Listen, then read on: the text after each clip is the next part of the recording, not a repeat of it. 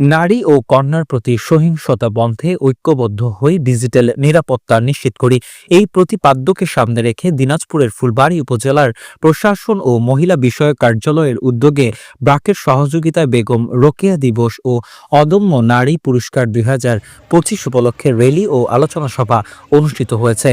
আজ মঙ্গলবার সকাল 11টায় উপজেলা পরিষদ চত্বর থেকে একটি রেলি বের হয়ে শহরের বিভিন্ন সড়ক ঘুরে একই স্থানে এসে শেষ হয়েছে। পরে উপজেলা হলরুমে আলোচনা সভার আয়োজন করা হয়েছে।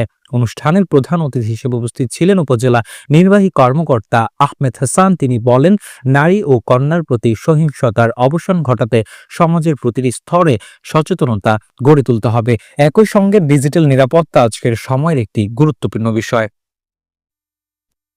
বিশেষ অতিথি হিসেবে উপস্থিত ছিলেন উপজেলা মাধ্যমিক শিক্ষা কর্মকর্তা নূর আলম, উপজেলা কৃষি কর্মকর্তা সাইফ আব্দুল্লাহ মুস্তাফিন ও উপজেলা মৎস্য কর্মকর্তা মোসাম্মদ রাশেদ আক্তার। বক্তারা নারী অধিকার রক্ষা, শিক্ষা বিস্তার, কর্মসংস্থান এবং নিরাপদ সামাজিক পরিবেশ গঠনে সবাইকে এগিয়ে আসার আহ্বান জানান। অনুষ্ঠানে সভাপতিত্ব করেন উপজেলা মহিলা বিষয়ক কর্মকর্তা রুনা পারভিন। তিনি বলেন, বেগম রোকেয়ার আদর্শ নারীর সামাজিক ও অর্থনৈতিক অগ্রগতির পথ দেখায়। পরিবার ও সমাজের সবার সহযোগিতা ছাড়া নারীর ক্ষমতায়ন সম্ভব নয়।